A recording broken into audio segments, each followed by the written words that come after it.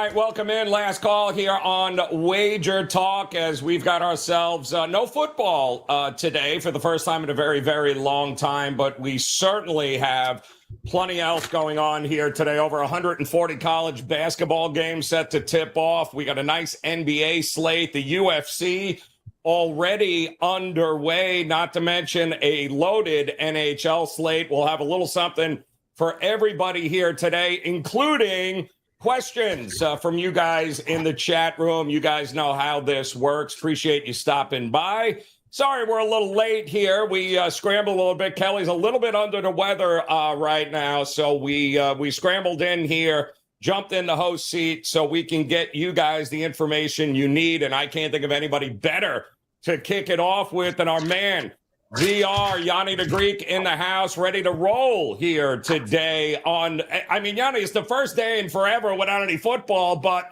man, we got a whole lot else going on here, my man. No doubt you're tied into what's happening in UFC right now. Joe, they had me up at 5 a.m. because the UFC card started at 6 a.m. So at 5 a.m. I had to be up because the guys I work with, they want to fire live bets. So I have like seconds to fire those. I'm like, they're going to come in with some late UFC stuff. So you can't miss out on those kind of opportunities. It wasn't college football, but it was a little confusing because lately I've been able to sleep a little later on Saturdays, but not today, sir. You're absolutely right. I have MMA, college basketball, like you said, NBA, the props are all over. So yeah, I want to dive into MMA real quick. UFC, knock those out of the way. Just because I think some of the fights may be starting.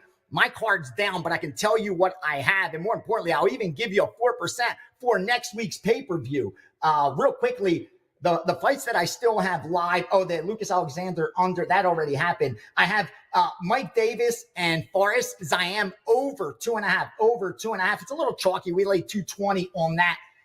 If it's a little higher than that, you may want to lay off it. And the only other fight that I really have is Said Nurmagomedov at minus 170. He was about close to 250 or higher favorite. That dropped down. There was so much sharp action the other way. But eventually, the price gets to a number where the value's on the other side. And I think that's what the group I work with concluded, because that wasn't one of my plays that I like. But I did lean that way, so I was able to piggyback it and release it to subscribers. A little later, I do like in the co-main event, I like Shara Bullet. I know a lot of bettors are betting against him. They're betting the dog in that fight, MVP. Listen, I've been looking for spots to fade Shara Bullet as well, because I do think the hype, he's a little bit overrated / overvalued. But because of who he has across from him in this fight, MVP, I think we're actually getting a decent price on him, especially with the sharp money that came in early on MVP. Again, I'm not afraid to fade some of that sharp money in MMA, only because they're betting at a different number. Like once someone take plus 200 or so, and it gets down to 150, it's a completely different bet. Like they took it where they think the implied probability, they got to win 1 out of, 3 times. Now you got to win 4 out of 6. So it's completely different once the lines move. So not a lot of UFC actionable info, but I can give you one I already released next week, a 4% play on Tatiana Suarez over Zhang Weili to take that title away from Zhang Weili. Listen, Tatiana Suarez has been chomping at the bit for this opportunity. Injuries is what derailed this girl's career. I mean, she's been in the UFC now 9 years, and I think only has like 7 or so fights. But she's healthy right now, and this girl's as dangerous as they come. Look for her to be able to take Wang Zhili down, and I think that's her world once that happens. So that's a little of the UFC actionable info that I could share for you guys. All right, I love it. Little actionable info in the UFC to kick it off here, guys, and plenty else going on here today, Yanni. I mean, you mentioned it, including, let's just let folks know, your Steam room is 100% free today, right? Tell us about that. What happens when we get there at noon today? Open to all at noon. Probably going to be there for a few hours because there's so much college basketball that's going to be coming in. And more importantly, a lot of those college basketball second halves that I could never use with subscribers because it's so time sensitive. And they do really well. The second halves do so well. I wish there was a way that I can share those. There is today, and that's in the Steam room. So we'll be going over to college basketball. The card from top to bottom, we're going to cover pretty much every game on the board, more or less. And anyone has questions on, we're going to go over the Super Bowl and Super Bowl props, any NBA action. More importantly, we're going to go over the last 7 days, and we're going to go over the year-to-date results. I tell them when I win, I tell you when I lose, and the money management approach that I recommend mostly. So far, so good. Up for 2025, crushed over the last 7 days. So I'm excited about the low volume approach. It's been working well for me. So I have so much information. Like the other day on WagerTalk today, I think I gave out 15, 20 positions that we were on, but I only released one premium play to subscribers. Fortunately, it won, but anyone that used that information that day, I think we came up like 7 or 8 positions when the dust settled. So I have a lot of good info, winning information to share in the Steam Room. And besides the premium stuff that I'm giving to subscribers, because again, I'm staying very low volume, for me, low volume, because I tighten the parameters of what makes a premium play. So make sure you head on over there. I'll answer any question you have. That Steam Room makes me accountable to my subscribers each and every week. I have to face them based on our results. And more importantly, I'm there to help guide them and answer any questions along the way. It's free for everyone today. Come on in. There's no obligation. And I'm even going to talk about the Blackjack course that's coming up. I got so mad because I got tossed out of another casino. I didn't get that on video. That happened last week, but it pissed 2 weeks ago. It pissed me off so much. I said, you know what? I'm just going to teach this. I want everybody to go out there and do damage. So that pissed me off enough that I stepped up to Gianni and said, let's get this course going. I want to teach advantage blackjack to everyone.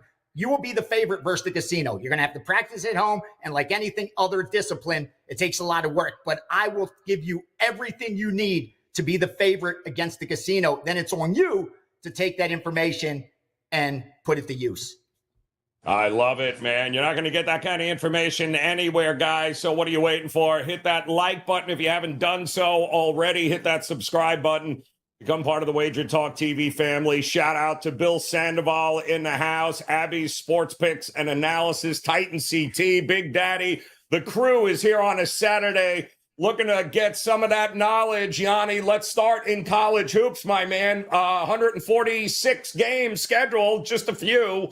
Tell us, what is some of the steam? What are you looking at here today? Yeah, we had already bet about 15 or 20 of those. Again, haven't released to subscribers, but obviously I move this stuff. I take a percentage of the account, so I want them to win. And as I said, we've been doing really, really well. The groups I'm locked in with now are on fire. So use the information as you will. Follow, fade, or ignore. I just want you to do some damage. Real quickly, I'll get the one NBA game out of the way because it's only one total. 560 over 227.5 and over 228 in the Lakers-Knicks. That's over in the Lakers-Knicks. Now let's get into college basketball because I got a lot to get to. Start off with the sides. 603, Florida plus the 5. 607, Providence plus the 14. 609, Fordham plus 11.5. 616, Citadel plus 16.5. 665, UTEP plus 4.5. 781, Denver plus 13. Extra board games, 306, 624, Presbyterian plus the 9.5. And 306, 648, Morgan State minus the 7. Couple totals for you. 727 over 137, Liberty, Jacksonville State. 770 under 140, Stony Brook, NC Wilmington. 779 over 145.5, Utah Valley, Grand Canyon. And 812 under 146, Gonzaga, St. Mary's. As you can see, we've already gotten down early, mid-afternoon, and evening. And rest assured, between now and when we get in the Steam Room, there'll be a lot more in the accounts and a lot more that I've moved. So make sure you join us, especially if you got some college basketball. And I urge you to already circle your leans. Come in there prepared. Have the WagerTalk odds screen up, or even better, Odds Logic, which I use, and have your leans. So that way, if you see we help confirm it, or if we're opposite, maybe take a step back, revisit it, or worst case scenario, if you fade us, we gave you a better line because we usually move the market. So head on over. Going to be a good day in the Steam Room. And of course, Super Bowl's next week. I'm excited. Already released a handful of props. Already released a 5% on the side. Ready to fire the total soon. Just waiting for a little more confirmation. So big 7-8 days ahead, man. I'm really excited for it. It's like my 30th Super Bowl here in Vegas, 20, something like that. And I still feel like a kid on Christmas every Super Bowl Sunday. Like I had my girl already order a tire for the side we're betting. And I'm like, the crazy part is that's only going to be about a couple percentage of our bankroll. All the rest is going to be in the props. But of course, you want to hit the big bet.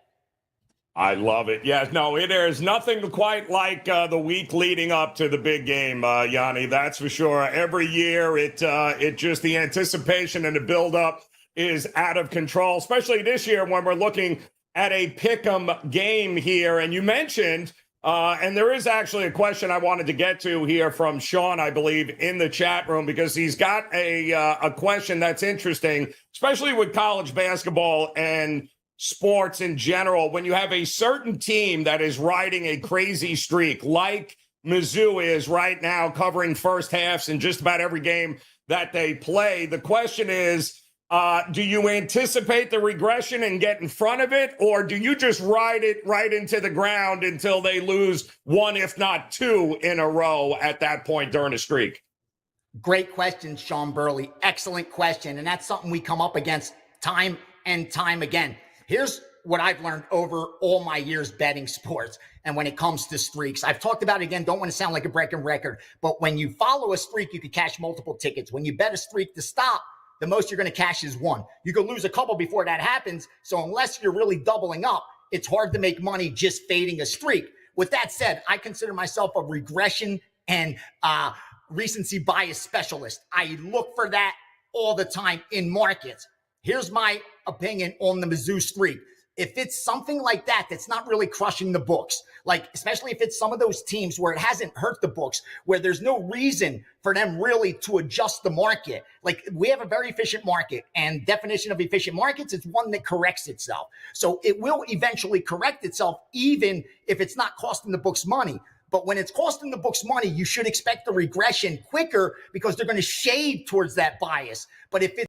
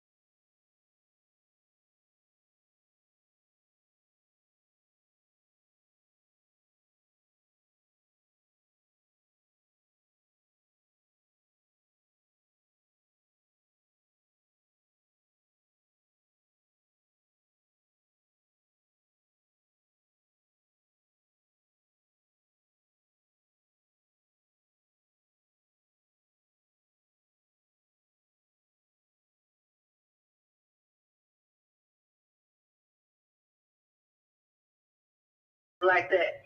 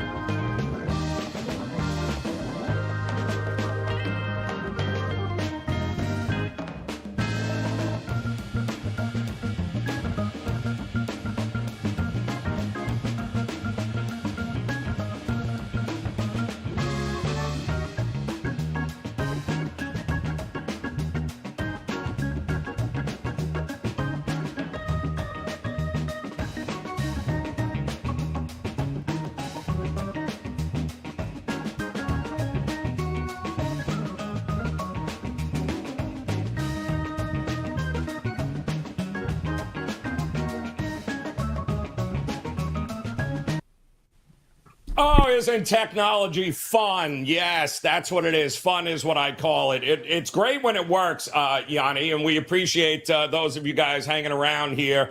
We're back while we work through the technical difficulties, but we still have plenty of information to roll out with you guys. Gianni the Greek here. Don't forget, the address is on the screen, guys. The Steam Room coming up top of the hour for free. WT.buzz/SR2125. That's the address. That's how you join. Gianni will have you guys all day long because we got plenty going on. And Gianni, we had Sean's question up prior for everything blowing up on us. But the whole question had to center around, when do you stop riding a streak on a team like Missouri in college hoops right now in the first half? Do you try to get in front of it? Do you just ride it until it doesn't win anymore? What do you do with situations like that? You get ahead of it and fade it if you like that side. You don't blindly do it just expecting the regression, because again, if it's not something that's hurting the books, it may take a while before the market corrects itself. And unless you see the betting syndicates blasting that first half and crushing them, it's probably not going to happen for a little bit. But you don't want to blindly ride it either. You want to be leaning that side. Now, if it's something that's hurting the books, rest assured, it will regress quicker or progress quicker because they're going to shade it towards that bias to help move that along even quicker. And real quickly, just like I was saying, we have the Steam Room, and here's why. While that happened, just in those couple minutes that we went offline, here's what we bet. I'm going to share this with you. This is another group that I work with. So if you see anything that contradicts what I gave earlier, That shows you these guys are betting numbers, and they hope when the dust settles, they place nothing plus EV bets, and that's how they turn a profit pretty much year in and year out. Here we go. Here's the added bets that came in that we got down on while that was happening. 6-11 Creighton plus 2.5, 3 and plus 2.5. They were willing to buy up to 125 to get that half point on 3. They also took the 2.5 on Creighton. 6-13 over 140.5. Georgia State, Appalachian State. 6-35 East Carolina plus 3. 6-39 South Dakota State minus the 7. 6-44 Toledo minus 14. 6-56 UAB minus 11. Added board game 306 625 Upstate plus 13. 12.5 also. And the under 147.5 in that game. And finally, Bucknell in the added games plus 3. Goes to show you a perfect example of how much action these groups are firing in college basketball, because they just believe they have such an edge. They're going to take advantage of it. Like for a recreational bettor, it sounds crazy that these guys place 40, 50 bets on a Saturday. That's not even counting the second halves and all the other crazy stuff. But for them, it's just about placing good bets. And when I play blackjack, I'm looking for the fastest dealer, because if I find a fast dealer and I go one-on-one, I can get between 150 and 200 bets an hour. So in 4 hours, I'm making between 600 and 800 bets. That's how you get to the long term quickly. That's how you see it in real time. So that's how these guys operate. They know their edge is small, but they find it and they just keep firing. They don't care which game wins, which game loses, because again, you could place a great bet and it could lose. You could place a terrible bet and it could win. Their focus is on placing good bets, and when all the dust settles, they almost more times than not find themselves ahead. So don't be overwhelmed by the volume. Instead, narrow it down. That's why I said come into the steam room already with your leans. Have the odds logic screen up, WagerTalk odds screen up. And we're going to be rock and rolling in there for like 2 hours. And any questions, bring them. Any questions about a game, any questions about sports betting, anything, I'm there. I work for you. I work for you today. So come on in, join us, keep it in the background, no matter what you're doing. And hopefully we all make some money. Gianni, can't wait to talk to you all throughout the week as we lead up to the big game. And of course, if you guys have questions for Gianni, head over to the steam room, guys. Coming up here in just about 28 minutes, top of the hour. It is for free. And again, if you guys are joining us in the chat rooms, it is pinned, I believe, there. You can see it in the chat rooms on YouTube. If not, we will make sure to flash that on the screen for you guys so you can join him as he gets ready to bestow some knowledge on you today. And we're planning on doing the same damn thing here as we continue to roll through our main man in the house, the man that refuses to lose, Skee Profit. Ready to roll here today because, Skee, what a college basketball slate, 143 games going on, man. We do have a handful of NBA. We'll get to see if you have any interest in those games. But with this many college hoops games, my man, kick us off. Tell us what you're looking at here today. I hope it's not like, in sports where the announcer jinxes them, says he hasn't missed a free throw or he hasn't missed a kick, and then they come in and you know what happens. So I'll do my best.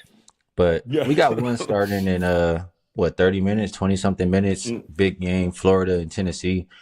This one, more than X's and O's, is more like a situational thing for me. You have Tennessee coming off 2 straight losses here at the house, taking on Florida. It's a game that you can expect to get their best effort. And I think they bounce back. They've been a really good team. If I look in the database, you look at teams in this situation, ranked teams off ranked home favorites off back-to-back losses versus a ranked opponent. They win about 77% of the time. They cover about 63%. So over there in Knoxville, I think you can't go wrong with Tennessee this morning. Yeah, Tennessee, it was a little over, I think a month ago, January 7th, Skee. Tennessee was undefeated, came into Gainesville, and they got their ass handed to them by Florida. So, 73 to 43. Woo, wasn't even close. Now they get them at home in this one here. So this should be extremely interesting on this one here. What else are you looking at here today? Any other games? I know you've been some first halves totals at all. What are you looking at here? Yeah, I'll shout out just a couple ones. I'm not the long-winded breakdown guy, especially for college, but if it ain't broke, don't fix it, Joe. You should probably know it before Yep. I say it. I mean, I've Yep. only been betting it for a couple or a few years, but it's Hmm. Houston first half -6. They're going up against Texas Tech, and really the thought process or the reason, like regardless of matchup, is the defense that Houston plays is just, how do I say, it's just so aggressive. Like a lot of teams aren't used to playing that. So when they see it for the first 20 minutes, it takes a while for them to get used to it. Houston in the second half of the games, either teams are already used to it or they just take their foot off the gas and might not always cover the full game number. But first, like I said, first 20 minutes seeing that defense, I'll trust it every time, especially with Kelvin Sampson having those boys ready. So Houston first half -6 is a go for me. I also looked at Michigan and Rutgers. Um, Mm. Michigan, a team that likes to play really fast. I can't remember exactly who they were playing, but it was a few games ago, maybe like a handful of games ago. The coach kind of mentioned after a loss, it was too. He was like, "We're not the kind of team that likes to get into a slugfest, a slow paced game. Like we want to get out and go and run."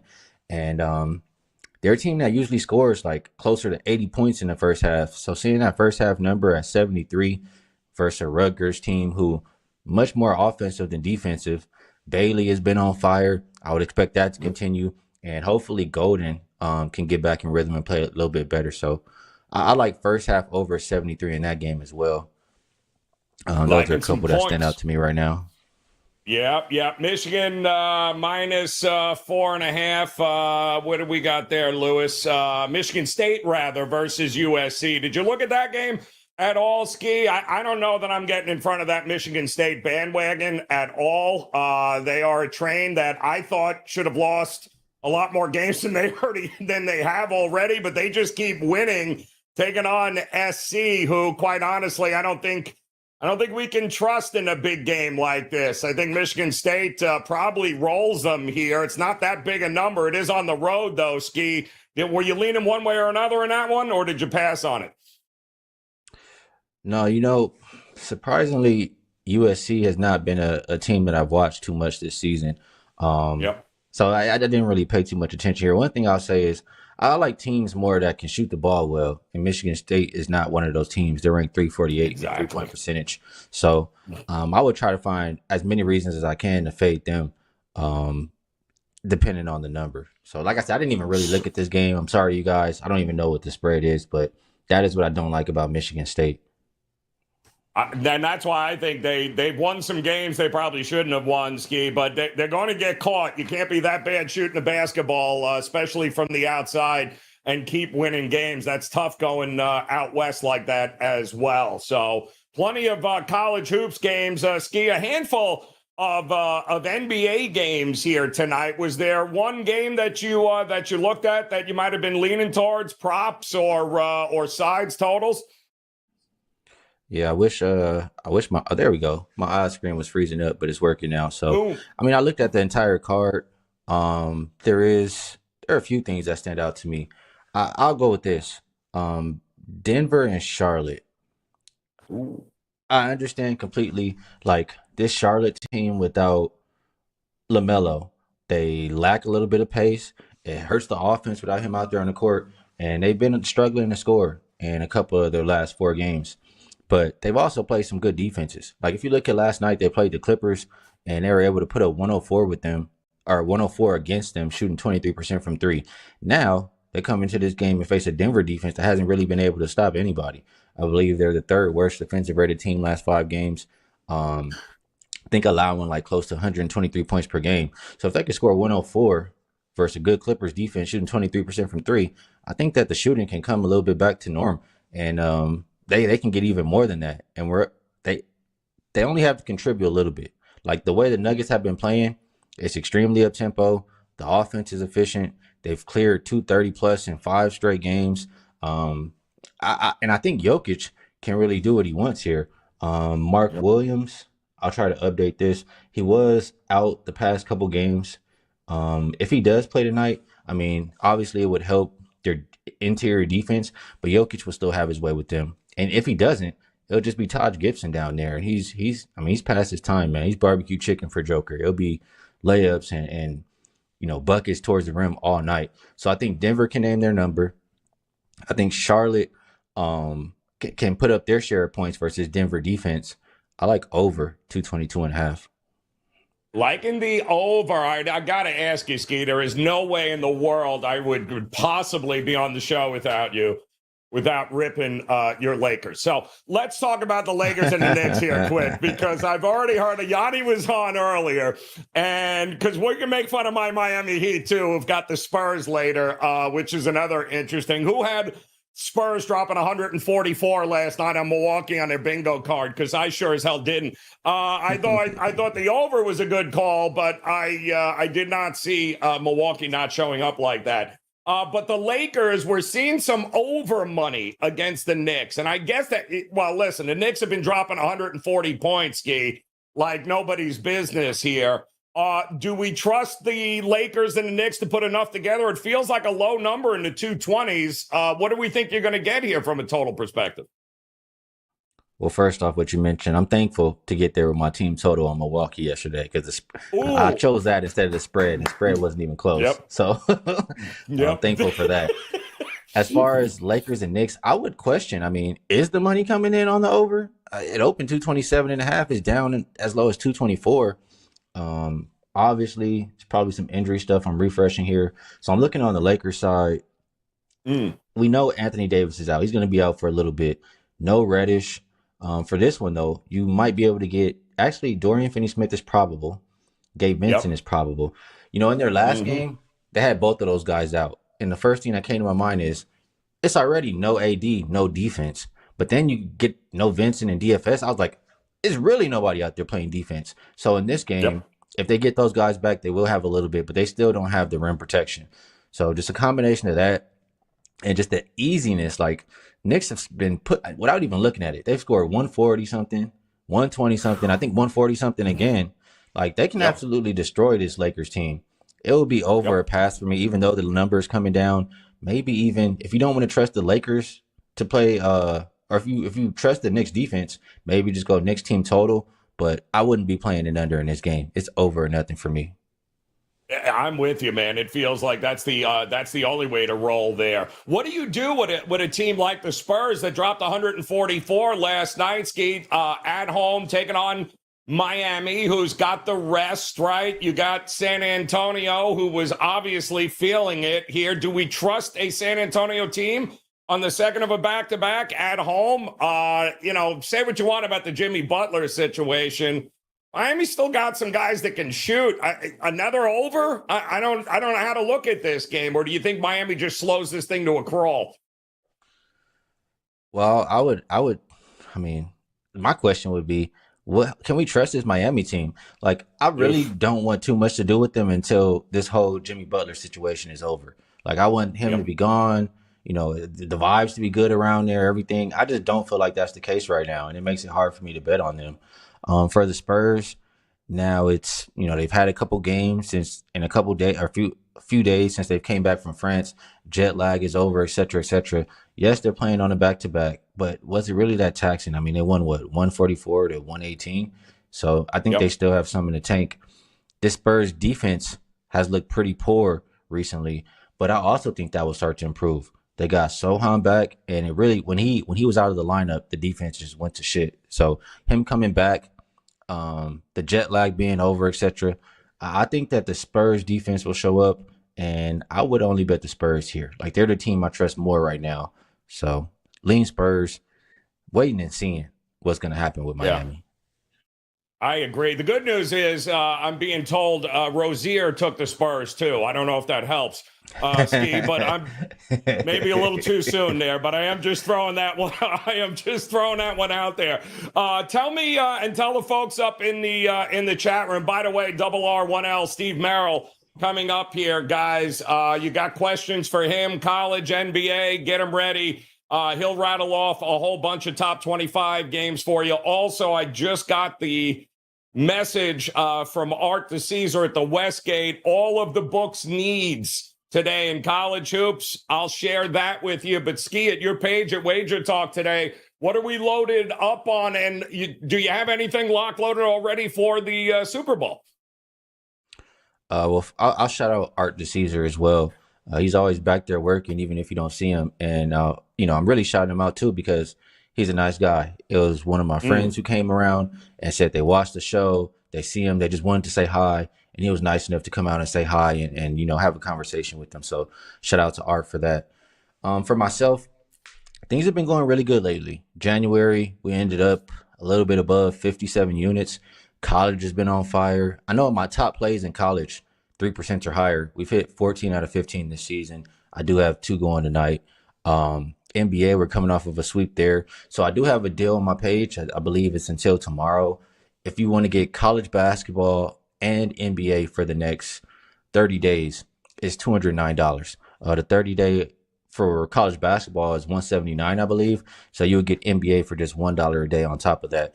It comes out to, maybe I'm not doing the math correct, I think it was $7 a day, or it was 7 or 11. So if you want to be involved while I'm on fire, I'm streaky, now is the time to do it at WagerTalk. I love it, man. Awesome stuff, Skee. Keep rolling, brother. Don't forget, Houston, first half. If it ain't broke, damn it, we ain't fixing it, Skee. That's what I'm talking about. Appreciate it, brother. Cash them tickets as always, man. Great job, man. He is absolutely on fire, guys. Skee Profit, college basketball, NBA. Definitely worth heading over to his page at WagerTalk.com. All right, so before we get Steve RR1L Merrill in the house, get your questions ready. I'm going to ask you guys to do us a favor. Of course, hit that like button, hit the subscribe button if you haven't done so already. No idea what the hell you've been waiting for, but we would appreciate it all together. Those of you new here at Last Call and Wager Talk, what we try to do here on this show Saturday and Sundays is kind of hear from the book in the Westgate with Art DeCesar or John Murray. They join us each and every Saturday and Sunday, and they kind of tell us what their needs are and what the bets coming in are. And today, Art was nice enough to send us over what he's looking at. And right now, he is saying the sharp sides in some of these college basketball games coming up is, in order, Washington +5, starting to see some sharp money come in on Washington because, well, let's face it, Washington having a hard time winning games lately. In fact, they're not winning a whole lot of them, which seems to be the big problem there. But Washington is +5. Florida has been getting crushed at +5. He's saying it is now down to 3, 3.5, depending on where you're looking. So Florida's been getting a ton of sharp money. And again, that game also coming up here at the top of the hour in just about 15 minutes. Tarleton State getting a little bit of love from the pros right now at -5. Hawaii is another sharp side that's been getting crushed here. They were at -11. I'm going to imagine that one has come off of -11 at this point because it's been getting hammered all morning long. So those are the sharp sides: Washington, Florida, Tarleton State, and Hawaii. As far as the public seems to be, according to Art DeCesar over at the Westgate, public all over Arizona. They are all over Creighton. They are all over Wisconsin. And Art's favorite play of the day, by the way, is that Michigan-Rutgers over. You heard Skee talk about how he liked the over in the first half of that Michigan-Rutgers game. Art DeCesar's favorite play today, up and over the full game total in that one there. So there you go. We appreciate Art taking the time to share that knowledge with us, and we appreciate RR1L Steve Merrill in the house here, dropping by to answer your questions here today. A few games today, Merrill, 146 college basketball games, ton of top 25 action. A handful of, we were just talking with Skee on the NBA slate as well. And I thought of you, Merrill. Get ready, because there's a lot of pitchers and catchers roaming around my neck of the woods here, which is Major League Baseball just around the corner as well here. But talk to me. We got a ton of questions coming in here today. And Clemson over NC State, to cover over NC State. We can start there. Just as good a spot as any here. Clemson I'm seeing -5, Merrill, 131.5. Clemson at North Carolina State, 130 tip-off on that one. Yeah, I mean, the first thing that jumps out to you about the ACC in general is how bad it's been this year. The last couple years, they've been getting weaker. It was really, UNC, Duke, and maybe Virginia the last few seasons were the only teams. Tony Bennett Jets, Larinaga leaves Miami. They're basically winless. I mean, they both saw the writing on the wall. And then the UNC plays Duke today. That'll be a very interesting test, but Duke's a double-digit favorite. So you take the Blue Devils out of the equation, there's not a lot to work with in the ACC, but Clemson right now is 30th in the net rating. So I guess if you had to say there's one team maybe that has some life in this conference, it is the Clemson Tigers, who would have thought they maybe would have a better basketball season than football season. Kind of crazy because, they made the Sweet 16 in football, but they really didn't deserve to be there. As far as the matchup in this game, I do think Clemson's the better team at both ends of the court. NC State not even top 100 offense or defensive efficiency. They hung close with Duke earlier this week, if you recall. I don't know if you saw an exo, Joe. They had one of the Duke players vomiting on the court. That often helps when you're a big underdog if the other team is throwing up. I don't think NC State's that good. I think it's an outclass situation here. I like Clemson. Yeah, I like Clemson too, but they'll be able to lock down the under, maybe even an NC State team total under in that one. Clemson's defense pretty darn good here. I'm also seeing, and maybe this might be an interesting nugget here with Tennessee. It looks like there is a question on whether Zakai Zeigler is going to play in this game for Tennessee, which might explain the huge move, Merrill. 5.5 down to 3.5. There are some questions, and it does look like, in fact, he has been ruled out for today's game. Correct. So that could very well be why we saw that big move towards Florida within the last 45 minutes. Yeah, and I know Dan's got the graphic ready, but the odds logic screen, you heard Gianni mention it, you heard Skee mention it. I'm going to mention it as well because it has real-time live injuries. The WagerTalk free odds screen is nice, but you don't get the real-time injuries. You don't get the quick score updates. On this link right here, you can try for the next 7 days. Why not start today with over 100 basketball games? Oddslogic.com/SM. You get a free 7-day trial. This is what I'm using right now. You will see that he's been downgraded to out. The sports books have this behind the counter. This is why the lines move. So once again, if you want a professional level product, if you want to try it for free, oddslogic.com/SM, that special link that's on the screen right now. And yes, he's been ruled out. And this line went from 4 last night to 5, Joe, and then back down to 3 today when he was ruled out around 9:30 a.m. Eastern. But let's put this in perspective. He's like 8th or 9th on the team in effective offensive efficiency. He shoots 28% from three-point range, taking the second most threes on the team. And he shoots 4 for 19, 21% from long twos this season. He's one of the worst shooters on the team. So we're lowering it a point or so. Now, what's interesting is the total did go up about a point. I think that makes perfect sense because he's a bad offensive player. He is one of the better defensive players, and that's why the line moved. But look, this is still a loaded team. And I talked about this game in my top 25 video yesterday, and it's still right here on WagerTalk TV, the 5 biggest games, free plays in all of them. Click subscribe, click that bell. And I like Tennessee. They're off back-to-back losses, one of the better teams in the country still.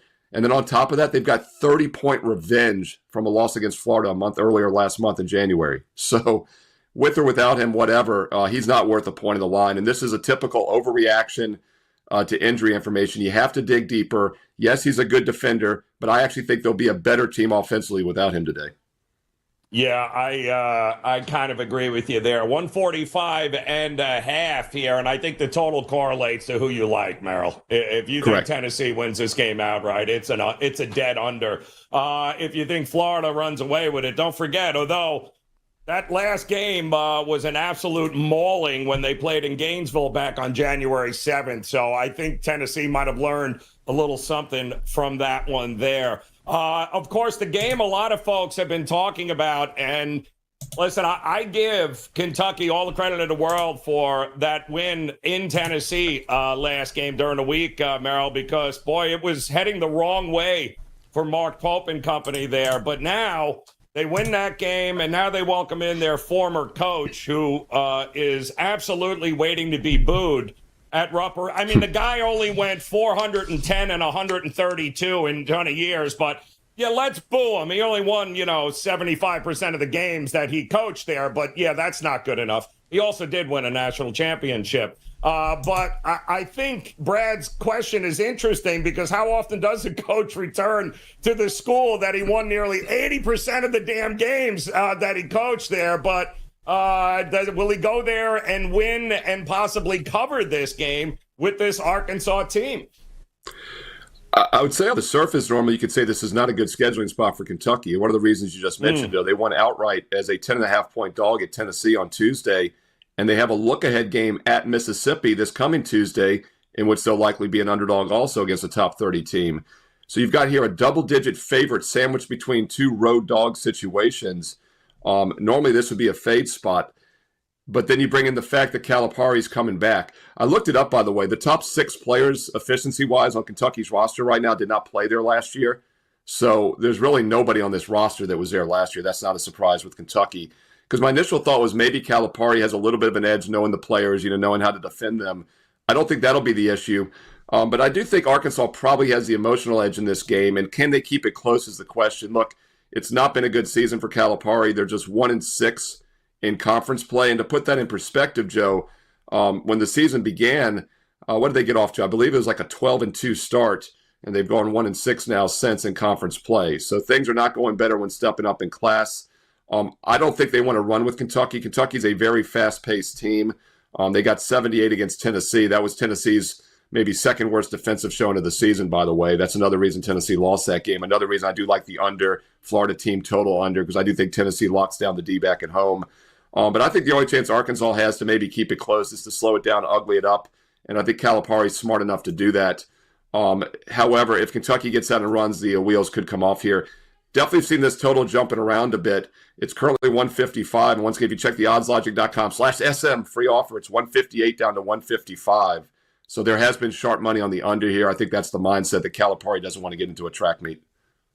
Yeah, no, and I can't blame them here. I wouldn't want to do that either with them at Rupp Arena. Still one of the tougher places to play in the country here. I'm kind of usually Baylor has been head scratching to me this year. Plenty of talent, but they can't play on the road. They're pretty good at home.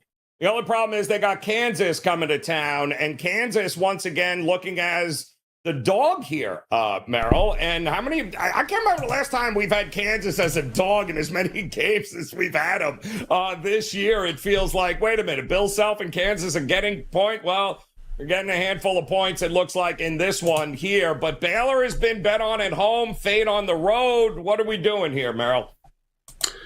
Yeah, this is still a very good Kansas team. I mean, their net rating is top 11, I think. Baylor's actually the team that's down a little bit this season. But once again, you look at these situational setups at this point of the season, I always kind of start leaning towards the home teams. And as far as the money move in this game, too, it's something to keep an eye on. Normally, the sharp bettors understand that home teams in conference play now with the students back have an edge. We'll see if that plays out this way in this game or not, but I think the home side is probably the safer play. Yeah, and not for nothing. I mean, Baylor hasn't shown an ability to be able to beat the better teams yet either. They have been pretty decent at home, but Kansas, who was playing nothing but unders, Merrill, all of a sudden starting to run with some teams, picking up the tempo a little bit. Maybe an over in this one might not be a bad look either. We also have, what about Marquette and Yukon? I keep hearing about a stick a fork in Yukon. It's over. They're talking about firing, the coach, which I think is hilarious that Hurley all of a sudden can't coach. The team is terrible. Marquette laying what, Merrill, now? 6.5 in this one? What, do we trust Marquette to win by margin in this one? So this is part of my top 25 video. I've mentioned that there's 5 big top 25 games this weekend, and I will say there's an asterisk next to this one because UConn is lucky to be a top 25 team. They're barely in the rankings right now. In fact, they are 25th in the top 25, and they don't even deserve to be there because if you look at the net ratings right now, they're in the mid-30s. The only reason this UConn team is even ranked, like you just said, Joe, is because of name alone. I mean, this is the defending national champs. They obviously have potential there still. But net rating-wise, they're really on the outside looking in. So there's a reason why Marquette is favored. Now, this line was 6.5 overnight when I did the video. It has come down to 6 in most locations. Liam McNeely's the question. This is the guy that's been in and out for them. He's really their key, their big forward. He's been upgraded to questionable as of yesterday. So there's 50-50 that he might be in the lineup. A lot of uncertainty there, but I'm going to stay away from the side for that reason. I will look at the total in this one. I think we could actually get a sneaky over here. I know Yukon plays extremely slow. They're like in the 330s in tempo. But one thing that Yukon is very good at still is offense this season. Their defense has been the problem. They're outside the top 100 in defensive efficiency.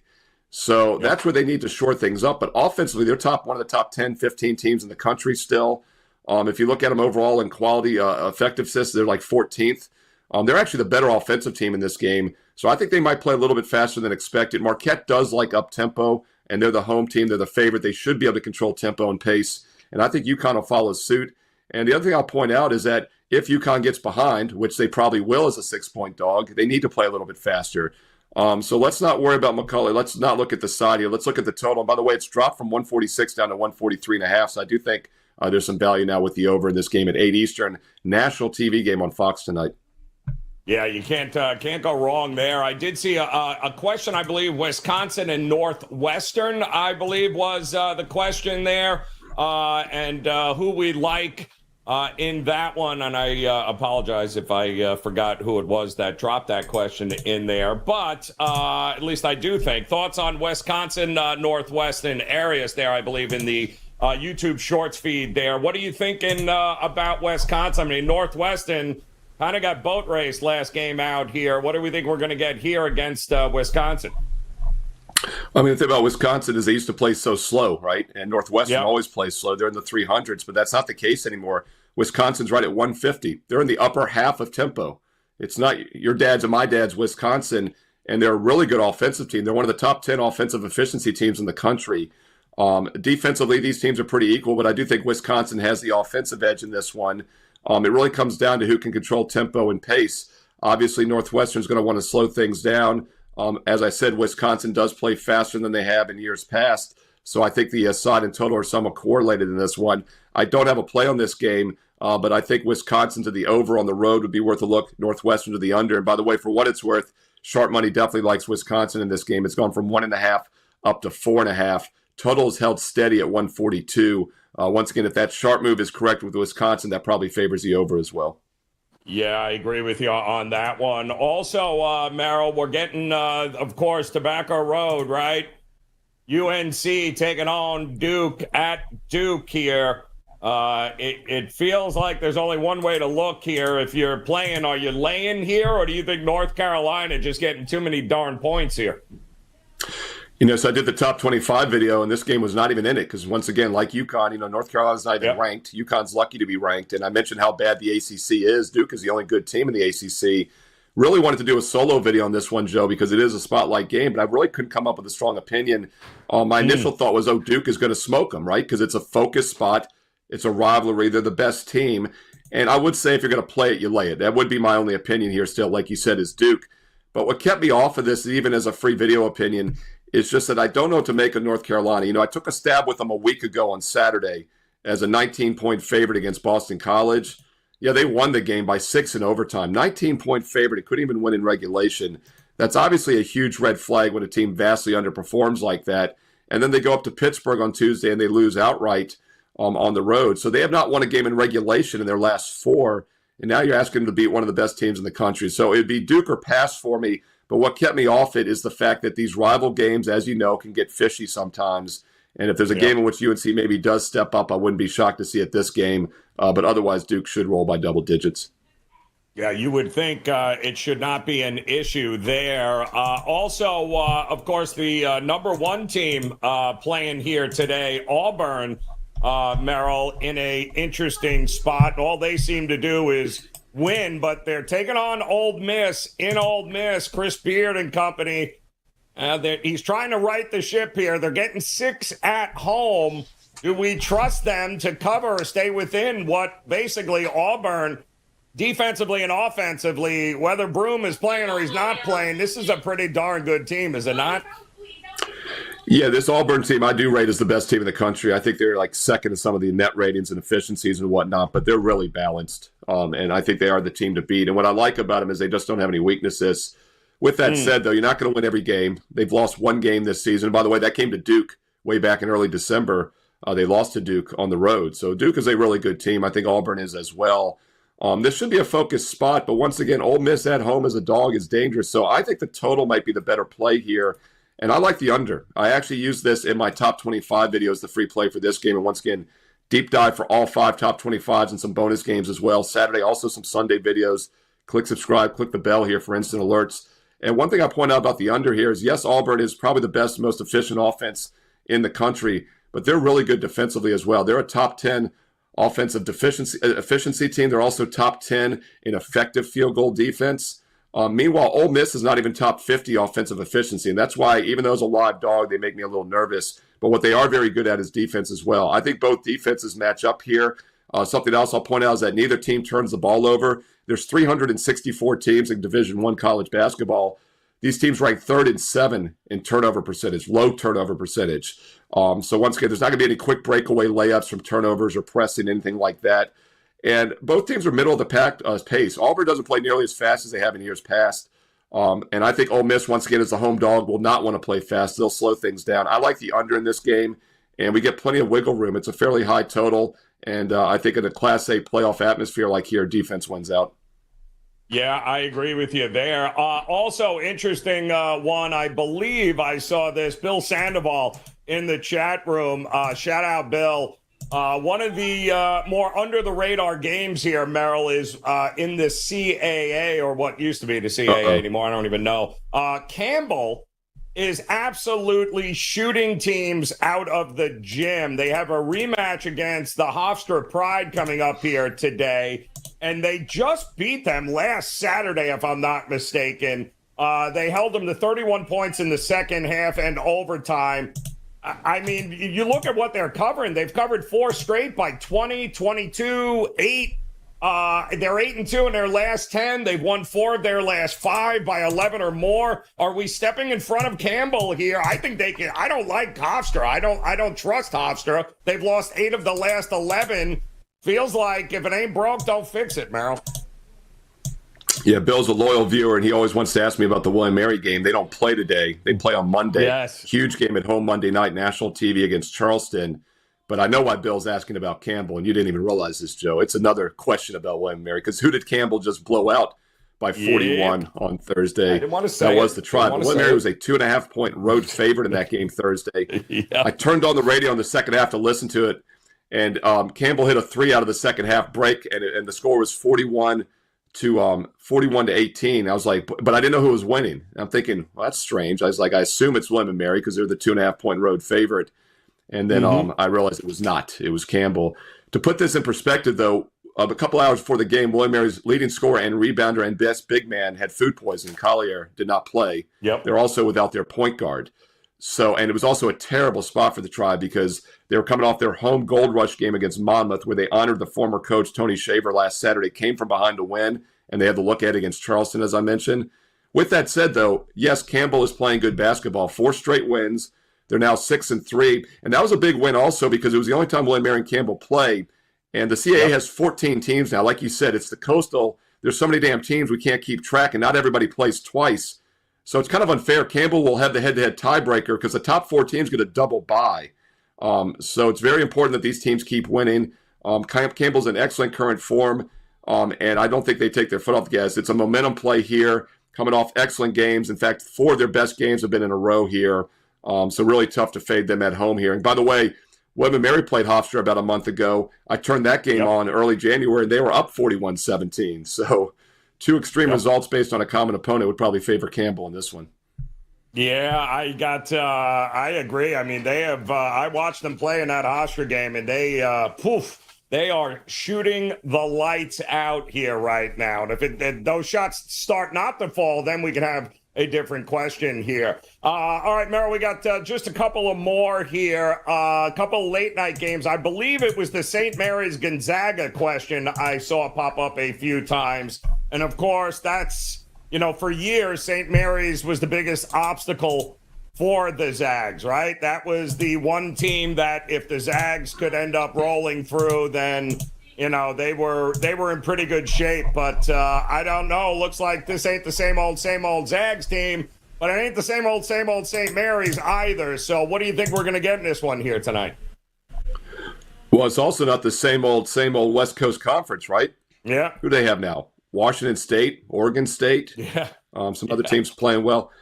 So if you look at the net ratings right now, Gonzaga is like 16th and St. Mary's is 25th. And neither one is ranked in the top 25. So this did not make my top 25 video. And I had to like double check that. In fact, you got to dig pretty deep into the extended ratings. They're 31st and 32nd in the votes right now in the AP top 25, but they're both top 25 in net ratings. So something has to give for what it's worth. And that just shows another reason why I don't put a lot of stock into the votes. I just do it for the videos, and it does give you some edges from a handicapping perspective sometimes. But these are two teams that are better than their non-ranking shows. Whoever wins this game, maybe they crack the top 25 next week. We look at Gonzaga. They're coming in off of momentum, back-to-back momentum wins. I talked about Oregon State being in the conference now. They just beat them by 38 points at home. They beat Portland by what was, I think, 43 the game before that. So they bounced back strong off of 2 losses. Their offensive efficiencies were off the chart in those last 2 games. 150s, 2 of the best any teams had in the country, and they did it in back-to-back games. So the question is, can St. Mary's slow them down? Because that's what they're going to have to do. Once again, I think this side and total are somewhat correlated in this game because Gonzaga's offense is hitting on all cylinders. But this is a huge step up in defensive class here. Fast versus slow. You know my feeling. Normally, I think slow teams can slow them down. I would normally side towards St. Mary's in this matchup. That's usually what I do every year. But I kept it off the card just because Gonzaga's offense, honestly, is about as good current form as I've seen from any team all season. Yeah, no, I think that's 144.5 is on a Gonzaga game, and it's dropped, Joe. You know what's interesting about this is St. Mary's briefly opened as a 1-point favorite. They're now 1.2 and a half, 2-point dog. But the totals come down from 148.5 to 144.5, 145. So there again, that doesn't make a lot of sense to me. If you like Gonzaga, you think they're going to win a half-court slowdown game. A little bit of a confliction there between the moves. Yeah, I kind of strange for sure. All right, one more, Merrill, we got coming in. There were some questions. I guess Arizona State is a game also coming up. There were a few questions about these two teams here. It's always a good battle when they go at it, but do we trust Arizona at this point, Merrill, to continue to hold serve, or is Arizona State maybe the way we should be looking in this one? You know, it's interesting. Arizona's not playing nearly as fast as they have in years past. They're like top 60, top 70 in tempo. And that's still fast for most teams, but this is a team that was like top 5 at some points last year. Arizona State, middle of the pack in tempo. I will say Arizona's a better offense and defensive a team when you're looking at efficiencies. Now, Arizona State is a good dog defensively. They're top 30, but they're barely 100 in offensive efficiency. So it really comes down to if they can score or not in this game. Arizona could be a little flat. They're coming off a big win against Iowa State in overtime, but that was last Monday. So they've had 4 days off in between. Had it been like a Thursday game, it would worry more having to win at home in overtime and then travel. 3 straight wins and pretty good current form here. Meanwhile, Arizona State got back on track against Colorado barely by 2. They had lost 5 of their previous 6 games and in conference play. And when stepping up in class, they just played Iowa State the game before that. They lost by 15. So that recent common opponent doesn't bode well. It is a rival situation, obviously, rival home dog here with Arizona State. But still, I think Arizona's a better team on both ends of the court, and they should be fully focused here. Like that, yeah, I agree with you there. Now, Merrill, 140 some odd college hoops games, a bunch of NBA. Don't know if you've already dove into the big game next Sunday, but what is available over at your page at WagerTalk.com today? Yeah, it's the first weekend without meaningful football in over 6 months since August. College All-Star game does not count. The Pro Bowl, when they're pulling flags off each other, definitely doesn't count. So, yeah, basketball is where the money is this weekend. We will have a ton of NFL Super Bowl information next week, so be sure to click subscribe, click the bell when those videos go up, including my Super Bowl Fade the Public video next week. But in the meantime, check out my top 25 college basketball video here on Wager Talk TV. Also, tons of solo videos, including that Kentucky-Arkansas game tonight. Also, 3 advanced games for tomorrow on Sunday. Will be up later tonight. I am doing weekend content because basketball is here, and I had 4 best bets this Saturday for my clients at WagerTalk.com. You could get them for free because right now the Super Bowl to Super Bowl special is live, and here's how it works. You get the Super Bowl 59 next Sunday through next year's Super Bowl 60. It's exactly 365 days of all sports. But if you sign up in advance this week, you're getting the next week for free. In fact, if you sign up today on Saturday, you're getting the next 8 days and nights for free. And oh, by the way, on top of that, an additional $800 discount off the normal price.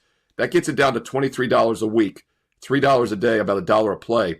Put that in perspective. My 4 best bets today were each 25. A one-day pass is 39. With this special, you're getting a full week for $23 a week. That's less than the cost of one play.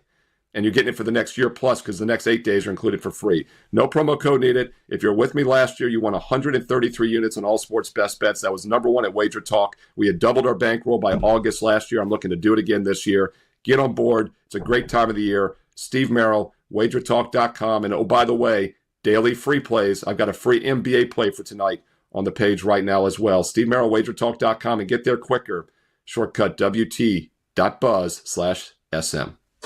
There you go. Steve Merrill, R1L. Get out of here, Merrill. We appreciate you stopping by. And that about does it here, guys, as we appreciate the time always. Dan, I don't know if you can throw up the link there to the Steam Room for VR. I believe that is all set to go right now with VR. And I know some of you guys that are in the YouTube chat room, you can check that out there. SR2125, WT.buzz/SR2125. You can hop on over there as VR will be there all day long hanging out with you guys. And we appreciate those of you who hung out with us, joined us here today. Big Daddy in the house, Abby, Simon there, Bill Sandoval. You guys are the best. Don't forget to hit that thumbs up on the way out. Hit that subscribe button. We certainly do appreciate it. We'll be back again tomorrow. Lot of NFL props we're going to start breaking down tomorrow. We'll hear from the guys from the Westgate. We'll let you know exactly what it is that they are getting as far as bets, as far as the maybe some of the sharper sides with the NFL props. We'll talk more college hoops tomorrow, NBA, and get you to make it a pretty profitable weekend. That's what it's all about here on Last Call on Wager Talk. So appreciate you all. Best of luck with the plays today, guys. We'll see you again tomorrow for another edition of Last Call. Good luck today. We'll see you again soon.